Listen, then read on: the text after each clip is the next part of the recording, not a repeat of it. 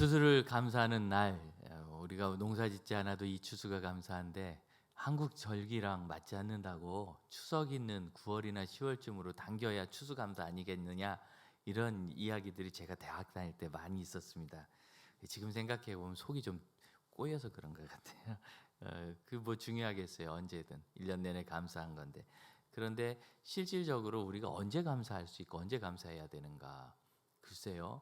한참 추수를 하고 있을 때 감사할 마음에 어떤 틈이 있을까? 시골에서는 추수 기간에는요, 주일 예배 드리러 가기도 어려워요. 무슨 감사절 하는 거는 어렵습니다. 추수 다 끝나고 뒤에도 어렵습니다. 오히려 이 10월 말 되면, 11월 말 되면 정말 대부분의 가을것이 끝나고 이제 과일이나 좀 남거든요. 감이나 좀 따면 돼요. 그렇기 때문에 지금이 감사하고 나눌 수 있는 때라고 생각이 돼요. 그럼 어떻습니까? 내가 막 뭘 누리고 있을 때 그땐 감사하죠. 그때 뭐 많으니까. 근데 그걸 딱 저장해 놓고 딱 보니까 야, 이거 내년 보릿고개까지 먹을까 싶은 마음이 들 수도 있어요. 그런 때 감사할 수 있을까? 실질의 감사는 내가 뭔가 이루었다 생각하고 그 다음에 풍성함이 내 마음에 있을 때, 그 나의 풍성함으로 머물러 두지 않고 그것을 나누는 것이 진짜 감사 아닐까요? 그래서 저는 이 11월 셋째 주에 북미 교회의 전통을 따른 추수감사절이 오히려 우리나라에 잘 맞는다고 생각해요. 농어촌에. 예. 내 마음이 지금 어떠신지 또 모르겠어요. 어쩌면 우리가 농사짓지 않으니까 지금 여름 땡볕 나듯이 삶에 고난이 있고 해결되지 않는 문제, 이런 고난과 어려움으로 힘든 가운데서 된 것이 없고 오히려 실패했는데 뭘 감사할까 고민할 수도 있습니다. 그래서 정말 감사하는 것이 무엇인지 오늘 말씀 136편을 통하여 같이 살펴보려고 합니다. 저는 오늘 136편을 처음부터 끝까지 어떤 의미가 있는지 좀 밝히 보기를 원하는데, 유대인들에게 이 136편은 조금 더 특별한 성경으로 이렇게 이야기해요. 무슨 소리냐면 다른 감사의 시편들은 애굽의 전통을 좀 따랐다라고 본대요. 그러니까 정서죠, 정서. 그런데 요거는 본인들의 그런 유대 민족의 정서를 따른 것이다, 이렇게 생각한답니다. 저는 그 차이를 모르겠습니다. 유대인이 아니라서. 그만큼 유대인들이 이 찬양을 사랑하면서 이것을 위대한 감사 찬양이라고 그들은 불러요. 대감사 찬양이라고. 실제로 감사라 감사라가 계속 나오니까. 그런데 이 감사라는 말이 사실은 계속 안 나와요.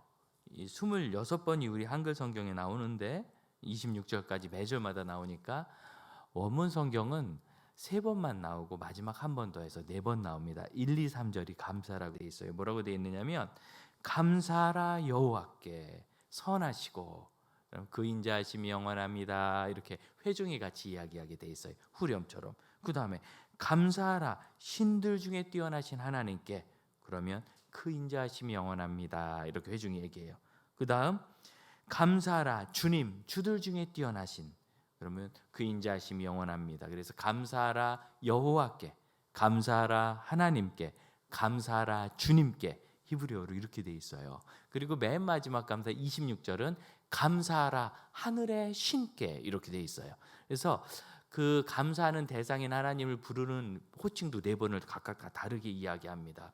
뭔가 큰 의미가 있어 보이죠? 그러니까 특별히 1절부터 3절까지 3번에 걸쳐 감사를 이야기했을 때 지금 삼위일체 개념이 아닌데 3번 반복했다는 것은 정말 충만하고 완전한 감사를 우리에게 요청하고 있는 거거든요. 이런 감사가 무엇일까 한번 잘 생각해 보세요. 자, 여러분, 이 감사를 하나님께 드리는데 단체로 감사할 수 있는 길이 있는가? 무슨 소리냐면 예를 들어서 우리 교회가 앞으로도 55년 잘 성장해서 100주년을 맞았다, 창립. 100주년이면 뭘 할까요? 예수님 그 전에 오시면 좋겠다. 100주년이면 뭘 할까요? 그럼 만일 됐다면 아마 교회가 크게 부흥하고 잘 서 있다면 100주년 기념교회를 선교지 한번 세우자, 이런 이야기가 있을 수도 있겠어요. 그렇죠? 그럼 그냥 그렇다고 하세요. 여러분 다 안 계시니까 걱정하지 말고, 얘가 이한이가 할 거니까 걱정하지 말고, 이한이가 아까 찬양대 열심히 보는 게 다음 주에 찬양대 특채 될 것 같아. 맨 앞에서 참 잘했어. 그렇죠. 그래서 세운단 말이죠. 그러면 이제 헌금도 하겠고, 뭐 직접 가서 전도하는 사람도 있겠고, 뭐 예배당만 세우면 뭐해, 가서 전도해야지. 또 전도가 그냥 되나요? 선교지 전도는요, 봉사가 중요해요. 그래서 봉사하고, 특히 지금 남아있는 선교지들이 되게 경제 상황이 안 좋은 곳이기 때문에 구제하고 그 지역을 발전시키고 차세대 장학금 주어 키우는 게 굉장히 중요합니다. 그래서 계속 키워나는 그런 일을 할 때 뭐 각자 여러 가지로 섬길 거예요. 그런데 말이죠, 만일 이제 그때 나 말고 이제 뭐 후임 목사님 누가, 우리 선배 홍 목사님은 100주년 안 해서 이런 거 안 했는데, 뭐 지금 이 와중에 선교지의 교회를 세우나, 그런데 또 교인들이 다 하자니까 안 할 수는 없고, 그래서 그냥 마지못해 해요. 형, 그럼 이게 100주년 감사가 될까요? 나는 장로도 아닌데 뭐 이렇게 선교헌금을 또 보니까 100주년 기념교회니까 좀 잘 짓지 않겠어요? 그 적어도 한 지역의 중심 교회가 되도록, 선교지의 중심 교회가 필요하거든요. 그래서 뭔가 어려운 일이 있으면 구심이 될 수 있는 교회, 그런 교회를 짓도록 잘 짓겠죠. 현지 교단과 연합해 가지고. 그리고 헌금을 하는데, 나는 뭐 그렇게 장로도 아닌데 내가 헌금을, 근데 내가 사는 게 우리 교회에서 내가 제일 괜찮은 거 다 알아. 그러니까 좀 눈치 보이니까 조금 더 해야지. 여러분, 많이 이런다면, 체면상 한다면 이게 감사가 될까요?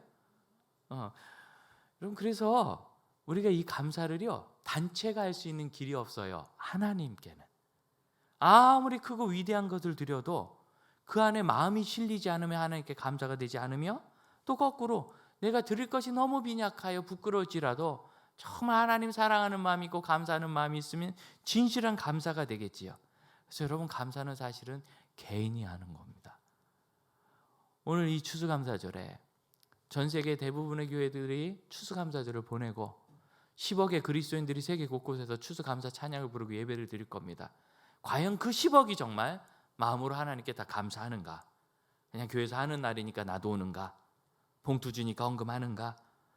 내가 하나님 앞에 개인적 감사를 드리는 것, 여러분, 이거는요, 성경에서 하나님이 뭐 하라 하신 것은 다 나의 삶을 살려요. 지난주에 놀라운 이야기를 들었는데, 흰머리가 왜 나는가? 흰머리가 나는 이유는 머리를 계속 검은색으로 잘 나게 하는 줄기세포가 파괴돼서 그렇대요. 머리 밑에 다 그런 줄기세포들이 있대요. 이게 머리는 평생 나야 되잖아요. 그렇기 때문에 줄기세포가 있어야 계속 세포 재생을 시키는 거예요. 왜 파괴되는가? 마음이 괴롭고 고통스러우면, 실제적인 육체적 고통을 포함해서 마음과 육체가 고통스러운데 그것이 나에게 스트레스가 되면, 그것이 이 줄기세포를 파괴해서 언제? 한 2, 3년 뒤에 흰머리가 나기 시작한대. 그러니까 오늘의 흰머리는 3년 전 누군가가 그렇게 한 거예요. 너는 3년 전 내가 그렇게 한 걸 수도 있고. 거꾸로 여러분, 감사하면 그 안 파괴돼요. 많은 질병, 현대인의 질병 대부분이 스트레스가 제일 큰 원인이라는 거 아시죠? 정말 스트레스 심각한 겁니다. 그런데 감사하는 사람, 원망이 없는 사람에게는 당연히 그 부분이 해결이 되고, 그리고 제일 중요한 건 그거예요. 내가 지금 사는데 행복하고 힘이 나요. 우리가 무엇을 원하겠어요? 무엇 때문에 집 짓고, 무엇 때문에 재정 모으고, 통장에 잔고를 채우고 열심히 일을 해요? 사실은 행복이죠. 그런데 행복하지 않고 그것을 모으는 것이 무슨 의미가 있겠어요? 성경에서 감사하라고 하는 것은 사실은 우리를 위한 제일 좋은 길이에요. 그래서 사도 바울은 모든 일에 범사에 감사하라. 이는 그리스도 예수 안에서, 그리스도 예수 안이라는 것은 우리를 구원하신 그 구원의 복음 안에서, 우리가 예수님 믿어 구원받아 하나님의 자녀 되잖아요. 그 예수 안에서 우리를 향하신 하나님의 뜻이다. 여러분, 하나님의 뜻이 뭐냐? 감사라는 거예요. 어떤 감사? 모든 일에 감사. 어떻게 모든 일에 감사할 수 있는가? 좋지 않은 일도 있고 불편한 일도 있을 수 있는데, 그 모든 일에 감사가 무엇인지 오늘 본문을 보시면 알아갈 수 있습니다. 우리 하나님 앞에 제일 필요한 것은 감사고, 그 감사의 일을 발견을 해나가는데, 이 136편을 사실 언젠가 여러분과 이 원문을 가지고 한번 보면 좋을 것 같아요. 굉장히 아름답습니다. 우리는 이 성경을 읽을 때 26번 나오는 여호와께 감사하라, 그 인자하심이 영원하미로다, 이게 오히려 약간 중심을 흐트러요. 똑같은 말이 26번 나오니까 몇 번 읽다가 한 5절 넘어가면 그 다음부터는 대충대충 보이는 거예요. 그런데 성경 원문상에 여호와께 감사하라, 이 감사라는 명령은 3번밖에 나오지 않고 마지막 절까지 4번, 4절부터는 감사라는 명령이었고 그분에게 이런 표현이 있어요. 영어 성경 중엔 to him이라고 번역을 앞에 두는 것이 있습니다. to him, to him, to him. 그래서 4절부터 7절까지 누구냐? 4절 보면 행하시는 그분에게 홀로 기이한 일을 이렇게 돼 있어요. 5절 지으신 이 지혜로 하늘을. 6절 펴신 이에게 땅을 물 위에. 7절 지으신 이에게 큰 빛들을. 그러면 그 인자하심이 영원함이로다. 이것도 굉장히 길지만 히브리어 성경은 딱 두 단어로 돼 있어요. 영원한 인자하심. 근데 이게 인자하심 정도가 아니라 사실은 이 헤세드라는 이름이거든요. 헤세드는 복합적인 뜻이 있지만 한 단어만 골라봐라. 한국말에 제일 비슷한 거. 그러면 두말할 것 없이 자비입니다. 그러면 인자와 자비는 느낌이 좀 다르죠. 인자는 좀 봐주는 것 같고 자비는 적극적인 도움이 들어있지 않습니까? 그래야 자비죠. 그래서 하나님께서 우리를 불쌍히 여기시고 사랑하셔서 적극적인 도움을 베풀어 주시는 것이 영원하다는 거예요. 그 자비가 영원함. 4절부터 7절까지는 창조하심의 자비를 보여줍니다. 하나님이 창조를 어떻게 하셨는가? 홀로 놀라운 창조를 하셨는데 5절 하늘을 지혜로 지으시고 6절 땅을 물 위에 펴셨다. 정말 이 표현이 놀랍지 않습니까? 여러분 사실 땅이 물 위에 뜬 것은 아닙니다만 물이 지구 대부분을 덮고 있는 가운데서 일부 땅이 마치 잘 펴서 널어놓은 것처럼 올라와 있어서 우리가 거기서 사는 거예요. 땅을 펴두었고 그 다음에 7절 큰 빛을 지으셨어요. 자, 여기서 중요한 것은 뭐냐면 혹시 성경이 표시하는 데 두려움이 없는 분들은 7절, 8절, 9절을 이렇게 하나로 묶어두세요. 이것은 사실은 한 흐름으로 돼 있어요. 무슨 소리냐면 큰 빛을 지으신 이에게 8절부터는 에게가 없어요. 이 에게라는 표현이. 그래서 큰 빛을 지으신 이에게 큰 빛을 지으셨다는 건 8절 보니까 해로는 낮을 주관하게 하시고 달과 별로는 밤을 주게 하신 그분이다. 그런 뜻입니다. 자, 10절 애굽의 장자를 치신 이에게 애굽의 장자를 치셨다는 것은 11절 인도하여 내신 것이고 강한 손과 표실팔로 이끌어내신 그런 분이시라는 거예요. 여러분 하나님께서요 애굽의 장자를 왜 치셨는가? 이스라엘 백성들을 인도하려고. 그리고 말을 안 들으니까 완력으로. 여러분 애굽이 세계 최강 나라니까 바로가 신에게 대들었지만 하나님이 바로가 힘으로 덤비니까 완력으로 굴복시키신 거예요. 그게 장자를 치신 겁니다. 그래서 강한 손과 표실팔로 인도하여 내셨다. 이게 해서 10절부터 12절까지가 묶여 있어요. 13절 홍해를 가르셨어요? 여러분 하나님이 괜히 가르신 거 아니죠? 아시죠? 그래서 13절부터 15절까지가 또 묶여 있어요. 홍해를 가르신 이유는 뭐냐면 이스라엘은 홍해 가운데로 지나오게 하고 16절 바로와 그의 군대는 홍해 안에서 빠져 죽도록 그렇게 갈라주신 겁니다.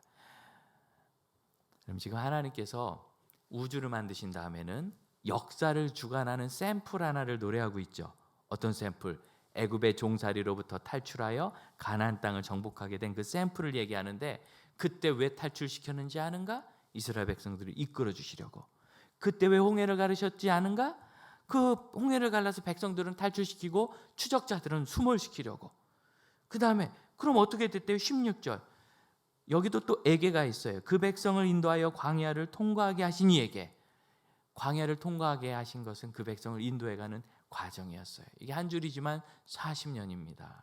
40년을 하나님이 인도하신 역사가 있으셨어요. 그 다음에 17절 여기부터가 중요한데 그 다음에 이제 가나안을 정복해야죠. 정복하는 과정을 뭐라고 얘기하느냐면 큰 왕들을 치신 이에게. 17절부터 25절까지가 한 번에 묶여 있어요. 굉장히 길죠? 역사를 쭉 지금 막 소급해 가는 겁니다. 자, 그러면 보세요. 우주를 만드신 것으로 시작하여 한 민족을 부르시는 일로 시작하여 그 땅을 주시기까지 정복해 나가는 것으로 막 좁혀서 들어가는 거예요. 마치 돋보기 햇빛이 모이듯 하나님이 하시는 일이 쭉 좁혀져서 어디로 가는가? 17절 왕들을 치셨는데 그것은 18절 유명한 왕들을 죽이신 일인데 19절 시온이라는 자를 20절 옥이라는 자를 죽이셨고 거기서 끝나지 않아요. 그들을 해치신 이유는 그들을 물리치신 이유는 21절 그들의 땅을 기업으로 주시려고. 이 기업이라는 이야기 우리가 여호수아를 여러 주간 묵상을 했기 때문에 이제 마음이 오시죠? 그 땅을 우리에게 살 곳으로 기업으로 주셨어요. 우리에게 인생을 주신 거예요. 22절 그 종 이스라엘에게 기어 부르 주신 이에게 다시 한번 기어 부르 주신 걸 강조하고 23절 우리를 비참한 가운데서도 기억해 주셨다. 여러분 지금 200만 명이나 나왔는데 갈 곳이 없습니다. 비참하죠. 그들에게 그 땅을 주시고 인도하셨어요. 그런데 이 비참함은 여기서 끝나지 않아요. 이 시편은 이스라엘 백성이 가나안 땅을 정복하고 유대 민족 나라로 살다가 죄를 지어서 벌받아 바벨론으로 끌려갔어요. 갔다가 되돌아와서 쓴 시라고 그렇게 생각합니다. 그러니까 이 비참은 정말 그 역사의 모든 사건을 한마디로 정리한 게 비참입니다. 아브라함이 하나님의 명령 따라서 어쨌든 가나안 땅까지 왔는데 애굽왕 바로가 나 죽이고 아내를 뺏어갈 것 같으니까 아내를 누이라고 속여가지고 바로가 진짜 누이인 줄 알고 데려가 버렸어요. 비참할까요? 저는 아내를 안 뺏겨봐서 모르겠는데 되게 비참할 것 같아요. 그 아들 이삭은 우물 파서 살만하면 힘센 민족이 와서 뺏어가요. 참 비참하겠죠. 야곱은 형 한 번 속이고 잘못했다가 쫓겨나서 어머니 임종도 못 봐요. 그러고 났더니 그가 사랑하던 11째 아들이 갑자기 죽어가지고 죽은 줄 알았으니까 얼마나 슬퍼했어요. 다행히 애굽에 살아있는 걸 봤는데 애굽에서 이스라엘 백성들은 세상에 430년간 처음에는 괜찮은 민족으로 살다가 점점 노동력으로 전락해서 이집트의 대단한 스핑크스 피라미드 만드는 노동력, 저렴한 무료 노동력, 밥도 자기들이 알아서 벌어먹는 소돼지보다 더 편한 노동력. 아니 소, 말은 일 시키려면 먹을 거 줘야 되잖아요. 자기들이 알아서 벌어먹고 벽돌 만들어 와서 짓는 거예요. 그런 처참한 생각을 했어요. 그럼 가나안 땅에 들어간다 하면 괜찮은가? 거기서 얼마나 많은 이민족 침략을 받고 제일 심각한 건 이분들 믿음이 바로 서지 않으니까 계속 문제를 겪어요. 왜 믿음이 순수해질 때까지 하나님께서 연단을 허락하시니까 계속 단련해가지고 결국 나라가 망하기까지 가서 바벨론 포로로 잡혀갈 때요. 그게 2만 명 끌려가면 가다가 많이 죽고 도착해서 절반을 죽였어요. 그래서 한 거는 반대편에 있었기 때문에 한 거예요. 뭘 분리해서 살린 게 아니라 반은 죽여라. 죽여서 자기네 신에게 인신 제물을 바치는 거예요. 이게 얼마나 비참한 일입니까? 그 역사를 쭉 볼 때 우리 민족은 정말 비참합니다. 그런데 그 비천한 가운데서도 낮고 천한 가운데서도 기억해 주셔서 24절 대적에게서 건져서 아브라함이 죽나 안 죽고 야곱이 망하나 안 망하고 이스라엘이 정말 망한 줄 알았는데 다시 회복하여 가나안 땅에 돌아왔고, 그리고 여러분 지금 21세기는 어때요? 또 망한 줄 알았는데 AD 1세기에 망한 줄 알았더니 지금 2000년 만에 다시 회복이 됐어요. 정말 이 후로는 어떻게 될라나 참 기대가 됩니다. 여러분 이것이 한 민족의 이야기지만 사실은 우리 인생 이야기 아니겠어요? 우리야 100년 사니까 뭐 나라가 서고 망하는 것까지 경험하진 않지만 지금까지 살아오면서 얼마나 순 넘어갈 만한 일이 많으셨어요. 어렵고 우리 이한이 크면서 저만큼 잘 클 때까지 잘 크니 좋지만 갑자기 열나서 얼마나 놀랬어요. 열나가지고 한밤중에 데리고 응급실 가면 너무나 놀랍게 이 의사는 아무것도 할 줄 아는 게 없어. 어쩌라는 거예요. 애가 좀 커서 수액 주사나 놔주면 감사한 거고, 근데 그것도 또 못 놓고 헤매는 의사도 많고요. 하는 얘기가 베껴서 시켜주세요. 그건 하려면 집에 있지 내가 왜 와? 뭘 해줘야 될 거 아니에요. 그러다가 또 어디서 쿵 넘어져가지고 여기 또 찢어져가지고 꼬매고 다치고, 아이 하나를 키워도 그 10년 인생 동안 정말 안 죽고 산 게 놀랍다. 죽고 산 게 놀랍다. 저희도 아이들 키우면서 응급실 얼마나 뛰어갔겠어요. 참 우리는 많은 바람과 풍파 가운데서 살아서 여기까지 왔는데 중요한 건 뭐냐면 25절입니다. 결론적으로 이 모든 역사의 핵심은, 돋보기의 초점은 어디로 가느냐? 모든 육체에게 먹을 것을 주신 이에게. 먹을 것 주신 거래요. 먹었대요. 여러분 먹었으니 지금 사셨죠? 2년은 내가 먹을 거 없어서 쫄딱 굶었는데 사신 분 계세요? 덜 먹었을지라도 먹었죠. 그래 지금 산 거예요. 우리가 여기 존재하고 있다는 것은 우리에게 하나님께서 지금까지 먹을 것을 주셨다는 증거예요. 안 주셨으면 살 수 없어요. 그래서 우주를 만드시고 나라의 역사를 주관하며 애굽을 치시고 바산, 옥을 막 다 무너뜨리신 하나님, 바벨론을 바벨론 멸망했어요. 아주 짧은 기간 흥하다 100여 년 만에 그냥 망했어요. 멸망시킨 하나님의 그 관심은 한 사람의 인생으로 좁혀집니다. 그걸 감사해야 돼요. 한 집사님이 연세가 많아서 공장 운영하던 걸 접고 은퇴하실 때가 됐는데 아들, 딸들이 있는데 공장을 맡겠다고 안 하죠. 다 딴 일 하겠다고. 공장 안 커요. 직원 7명인가. 그걸 수십 년을 하셨어요. 한 40년 가까이. 오래 하셨죠. 은퇴하실 때가 돼서 만났는데 이분이 그래요. 이제 이거 접으려고요. 근데 이거 접으면 뭐 직원 7명. 뭐 아무것도 한 게 없는 것 같아요. 이거 팔아봐야 돈도 얼마 안 되고. 저의 인생은 뭘까요? 한 것도 없이 끝나요. 집사님, 직원 7명 중에 1명은 청년이고 싱글이고 나머지 6명은 기혼자고 그 중에는 30년 거기서 근무한 분도 계시더라고요. 그리고 집사님까지 7가정과 1명의 청년이 한 가정당 4명으로 치면 4, 7에 28, 27명, 28명, 29명이 먹고 살았잖아요. 아니 29명이 이 공장에서 벌어서 먹고 살아서 나도 살고 가족이 살고 아이 키우고 그래서 아이들이 이제 결혼한 애들도 있고 30년씩 근무하신 분은 싸우지 않고 이렇게 오래 계신 분도 있는 거 보니까 당신이 인정받은 고용주고 실은 벌써 떠났겠죠. 그 뭐 대단한 회사라고 거기 버티겠어요. 이렇게 해서 30명 살았으면 참 귀한 일 했습니다. 이 세상 누가 30명 먹여 살린 사람이 있습니까? 그러나 또 일주일 뒤에 만났는데 그 말씀이 좋았나 봐요. 전 진심으로 한 얘기거든요. 목사님 말씀이 진짜 맞는 것 같아요.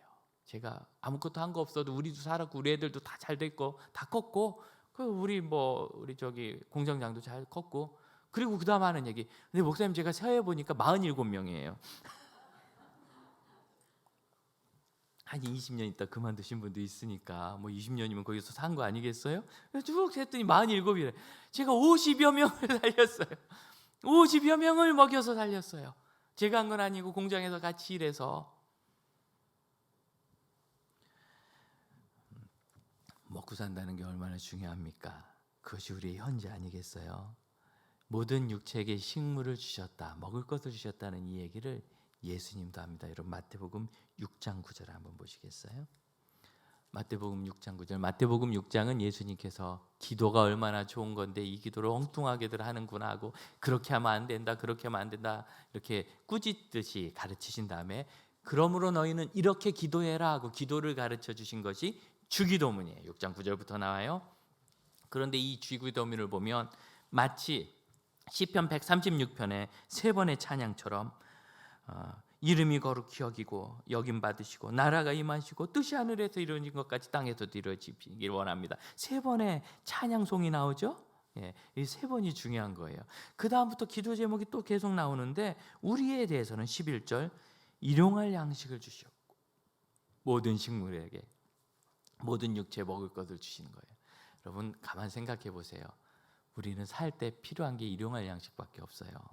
한 달치 있다고 한 달치 훌딱 먹어버리고 한 달 동안 안 먹고 사실 분 계세요? 아침에 일어나서 아침 8시에 내가 잔뜩 배 터지도록 막 더 먹을 데가 없이 넘어올 정도로 많이 먹었어요. 그러면 다음 날까지 한 24시간은 배 안 고프고 가든가요? 그렇게 안 해보셨구나. 형제들은 한 번씩 합니다. 군대 가면 군대 훈련 나가면 이게 보급이 잘 안 올 때가 있거든요. 줄 때 잔뜩 먹어야 돼요. 그래서 막 잔뜩 먹어요. 남김없이 다 먹어요. 그래도 보급 한번 못 와가지고 점심 한번 거르잖아요. 저녁 되기 전에 난리가 나요. 배가 고파서. 제가 해봤는데 아침 8시에 밥 먹어도 2시쯤까지는 괜찮아요.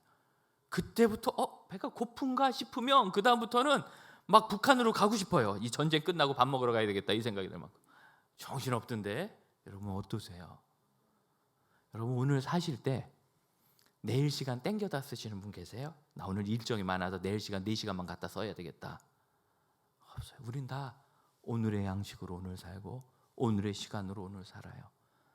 사실은 내일은 필요하지만 오늘은 내일이 안 필요해요. 그래서 우리는 오늘 주신 것으로 할 일을 다 할 수 있어요. 여러분, 오늘 하나님이 우리 볼 수 있는 눈도 주시고, 들을 수 있는 귀 주시고, 말할 수 있는 입 주시고, 걸어올 수 있는 다리 주시고, 안아줄 수 있는 손발을 주시고, 섬길 수 있는 힘도 주셨어요. 그래서 오늘 사랑할 수 있고, 오늘 아껴줄 수 있고, 오늘 섬길 수도 있고, 오늘 기뻐할 수도 있어요. 그런데 왜 못하세요? 내일이 걱정이 돼서, 오지 않은 내일이 걱정돼서.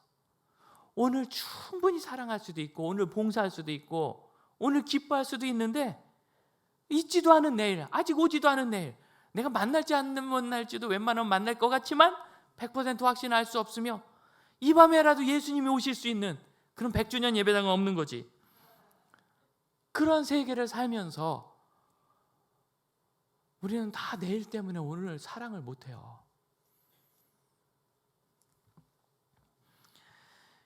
24절을 보십시오. 마태복음 6장 24절. 주님께서 뜻밖의 말씀을 하시는데, 한 사람이 두 주인을 섬기지 못할 것은, 두 주인이 뭡니까?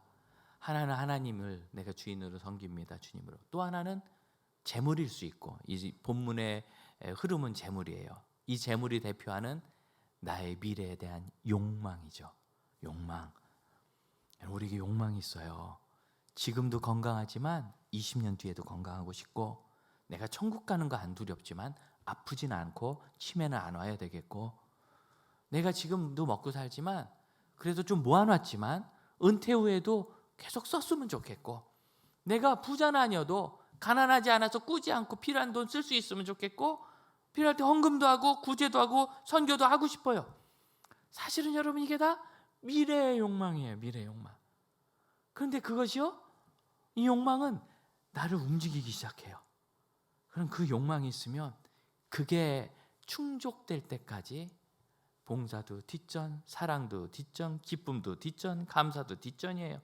그게 확실해질 때까지. 조금 모았어도 모은 거 있거든요. 여러분 다 있는 거 알아요, 제가. 많지는 않아도 다 있어요.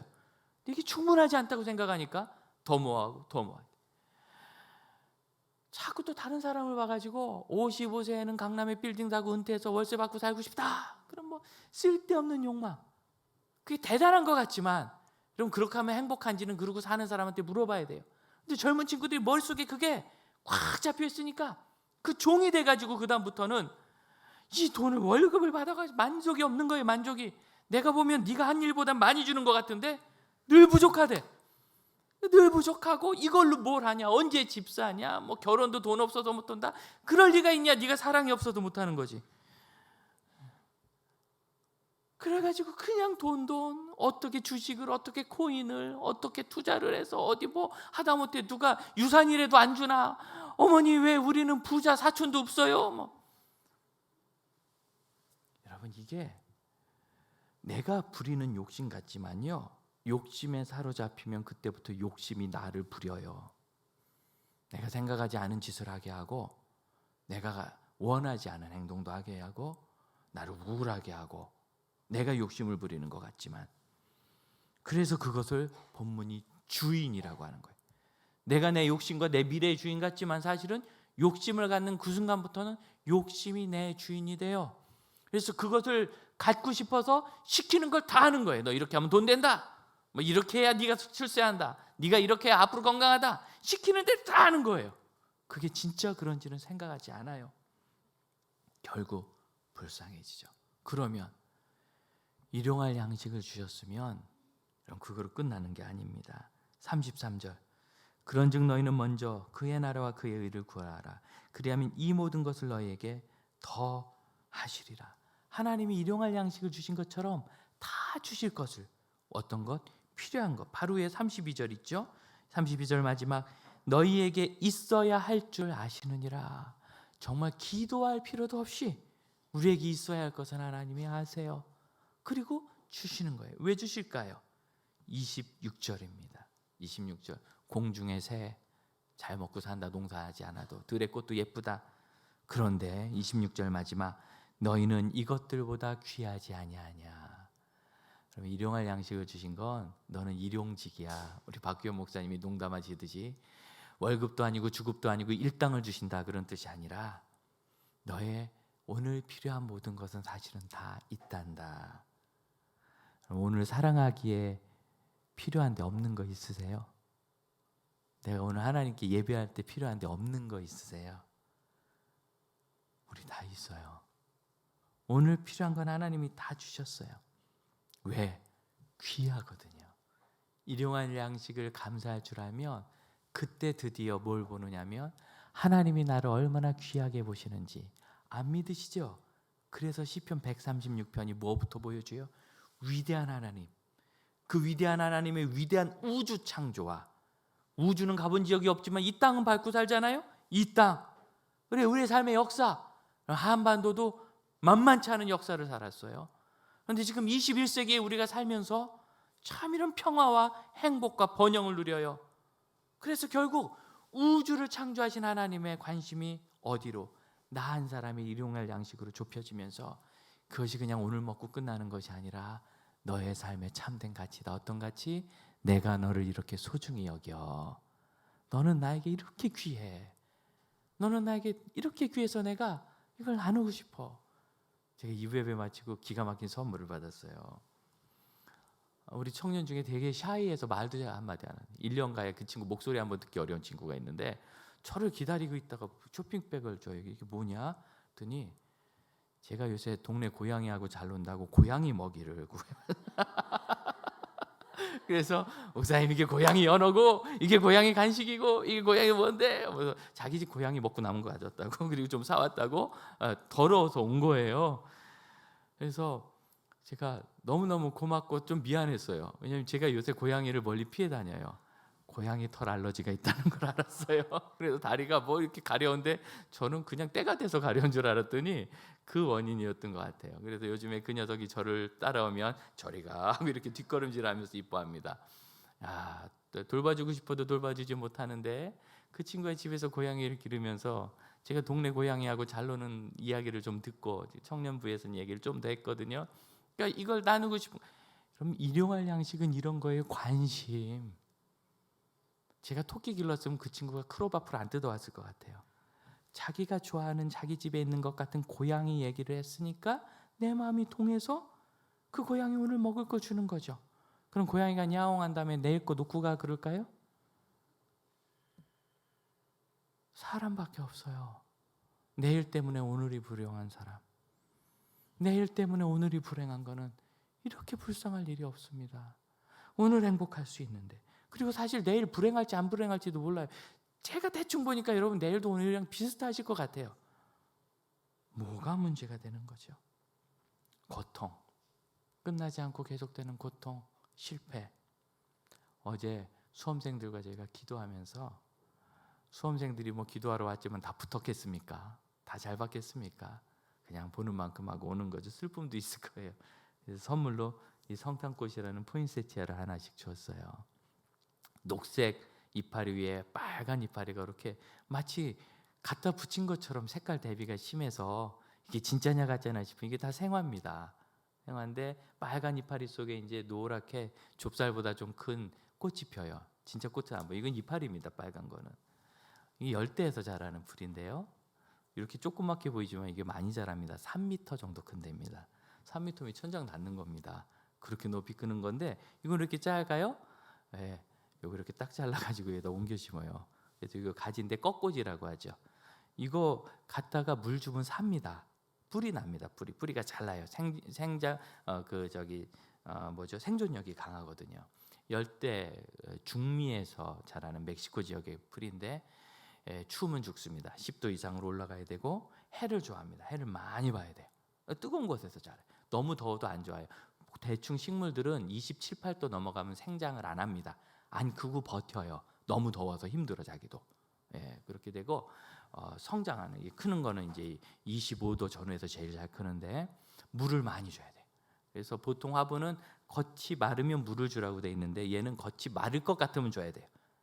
축축한 상태를 유지해야 잘 큽니다. 그러면요 보란 듯이 잘 커서 새파래요. 안 이뻐요. 파란 거를 뭐하러, 파란 것도 많은데.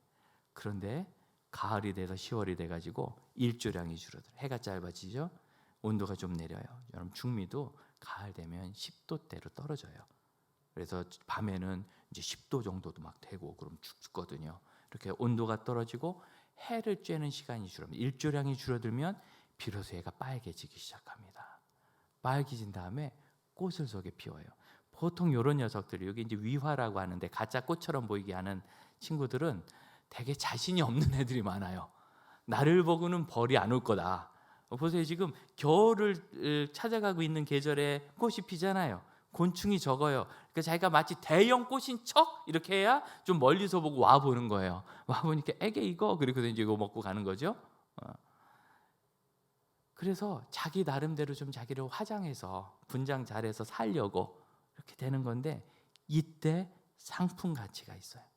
농가에서는 이 상품 가치를 위해서 9월 되면 차광 재배라고 그래서 아침 8시부터 밤 5시까지, 오후 5시까지만 햇빛 들게 하고 나머지는 까만 거적으로 덮어버립니다.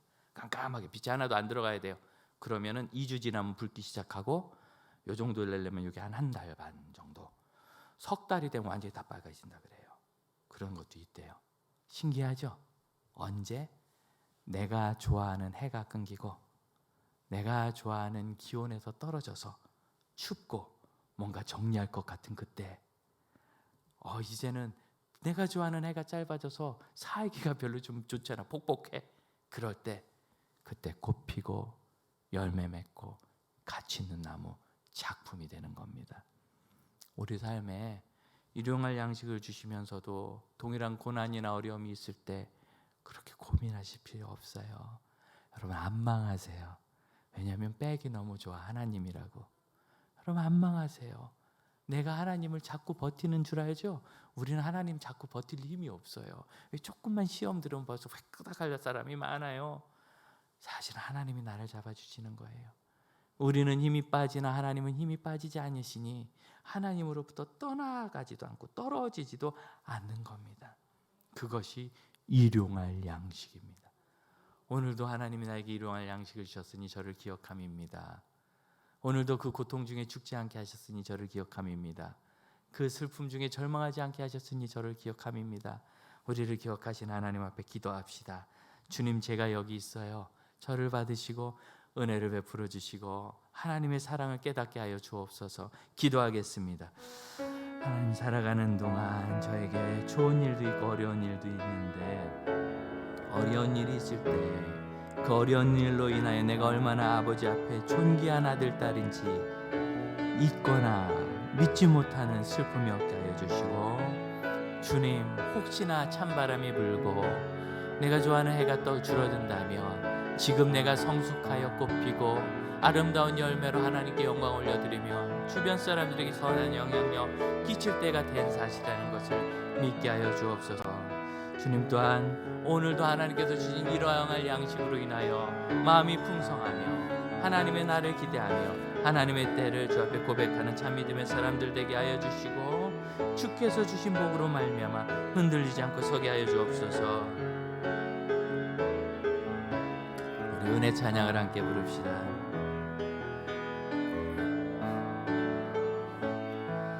내가 누려왔던 모든 것들이, 내가 지나왔던 모든 시간이,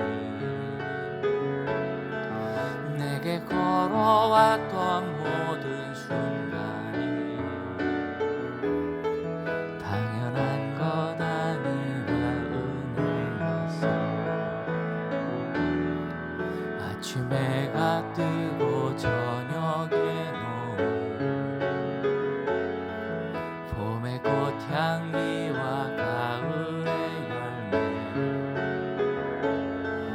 변하는 계절의 모든 순간이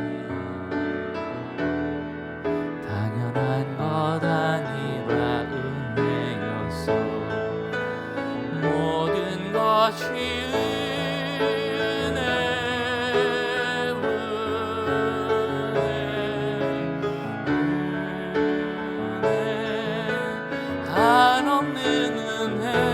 내 삶에 당연한 것 하나도 없었던 것은 모든 것이 은혜.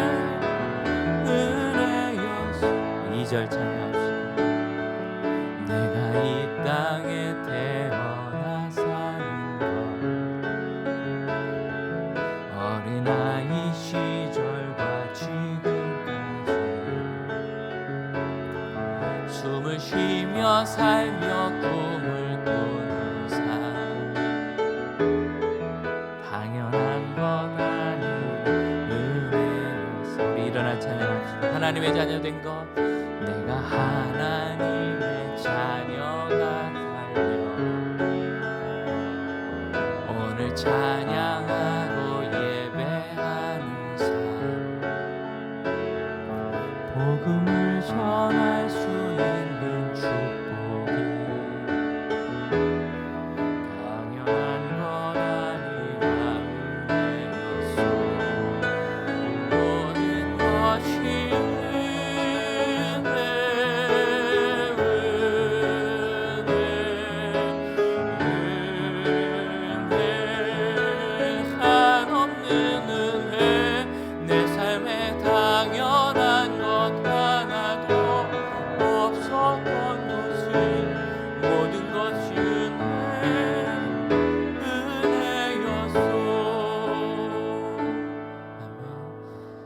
주님, 당연한 줄 알았던 오늘 일용할 양식이 당연해 보여도 그것 하나님께서 내가 너를 오늘도 기억한다는 매일의 편지인 것을 깨닫습니다. 하나님께서 기억하시니 버림받거나 멸망치 않은 것을 알고 어떤 어려움에도 넘어지지 않고 다시 일어날 것을 믿고 늘 하나님이 주신 오늘의 양식과 오늘의 힘과 오늘의 팔로 사랑하고 섬기고 함께 예배하고 갖고 가는 참 믿음의 공동체와 가정, 믿음의 사람들 되게 하여 주옵소서. 지금은 우리 주 예수 그리스도의 은혜와 하나님의 크신 사랑과 성령의 역사하심이 하나님의 은혜인 줄 알고 감사하며 하나님의 은혜를 따라 사는 추수 감사의 신앙 위에 이제로부터 영원토록 함께 하실지어다. 아멘.